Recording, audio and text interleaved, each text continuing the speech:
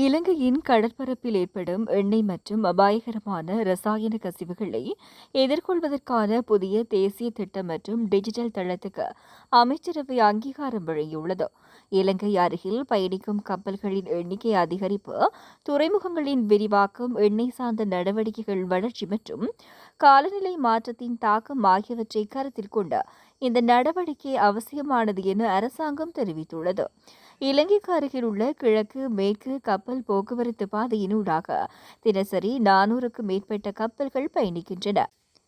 ஆண்டுதோறும் 5000க்கும் மேற்பட்ட கப்பல்கள் உள்ளூர் துறைமுகங்களுக்கு வருகை தருகின்றன. இதனையடுத்து கடல்சார் சுற்றுச்சூழல் பாதுகாப்பு அதிகார சபை தற்போதுள்ள தேசிய எண்ணெய் கசிவு தடுப்பு திட்டத்தை அபாயகரமான மற்றும் நச்சுத்தன்மை வாய்ந்த ரசாயன கசிவுகளையும் உள்ளடக்கும் வகையில் புதுப்பித்துள்ளது.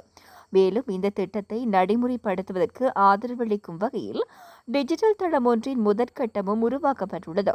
கடல் மாசுகளை எதிர்கொள்வதற்கும் கடல் சூழலை பாதுகாப்பதற்குமான இலங்கையின் திறனை வலுப்படுத்தும் நோக்கில் சுற்றுச்சூழல் அமைச்சரால் சமர்ப்பிக்கப்பட்ட இந்த முன்மொழிவுக்கு அமைச்சரவை ஒப்புதல் அளித்துள்ளது.